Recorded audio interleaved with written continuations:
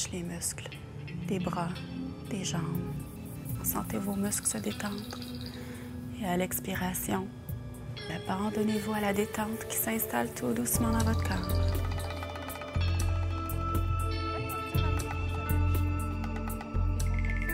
Quand on est enceinte, on a tendance à accumuler des tensions plus rapidement au niveau du bassin, au niveau du dos. À l'aide de la respiration profonde, des postures, on va éliminer les tensions pour que la femme soit plus confortable dans tous les trimestres de sa grossesse. Ça va améliorer sa posture, évidemment, et ça va vraiment l'aider pour l'accouchement. On ramène le pied gauche au sol, on garde les jambes pliées, on les colle ensemble, on ouvre les bras de chaque côté du corps. On refuse pas beaucoup de femmes ici. Il y a des femmes qui font de la haute pression, qui ont des jumeaux, on va les prendre parce que le yoga prénatal, ça s'adapte bien à chaque femme. Allez mettre les mains au sol, on peut plier les genoux pour le confort. Tu peux plier tes genoux si tu veux. Geneviève. Inspire, pose dans le sol. Donc, on va juste trouver des variantes selon les malaises et les inconforts de chaque femme. Fait que, personnellement, il n'y a pas vraiment de contre-indication à faire du yoga. C'est un exercice qui est très doux.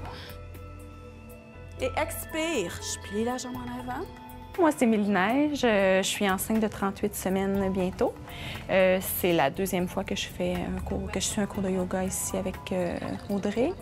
J'ai un petit garçon de 3 ans, puis je l'avais fait il y a 3 ans, puis j'avais adoré l'expérience.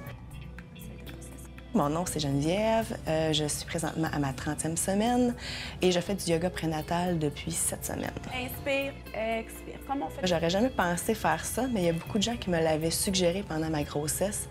Je pense que c'est un bienfait et pour moi et pour le bébé. Ça permet vraiment de se réintérioriser dans notre corps. Quand on est stressé, des fois, il y a quand même pas mal de changements dans une grossesse.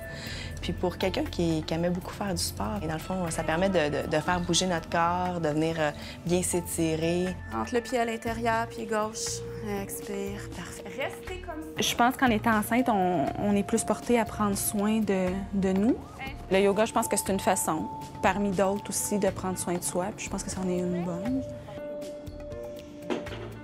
Il n'y a pas de moment idéal pour le yoga. C'est vraiment personnel à chacune. Il y en a qui vont commencer très tôt dans leur grossesse, juste pour se préparer, commencer à se créer une bulle, à respirer, puis aussi à faire un exercice pendant la grossesse. Puis il y en a d'autres qui vont commencer un petit peu plus tard dans leur grossesse pour arriver près de leur accouchement, parce qu'il faut savoir aussi que le yoga prénatal, on peut pratiquer, on peut le faire jusqu'à l'accouchement. Puis même, on peut en faire à la maison, donc ça prend pas beaucoup de matériel, donc c'est bien pour ça. Puis aussi, on parle aussi beaucoup lors du yoga prénatal d'un petit peu qu'est-ce qui va se passer lors de l'accouchement, quels sont les moyens pour bien se relaxer. Autant au niveau mental qu'au niveau physique, parce que le yoga, c'est pas juste physique, il y a une grosse partie qui est mentale, de juste s'abandonner, de lâcher prise, puis de faire le vide, pour juste se concentrer sur son corps, son bébé, parce que, veut pas, c'est ça qui va se passer là, en salle d'accouchement. Fait que c'est une très belle préparation là, pour l'accouchement.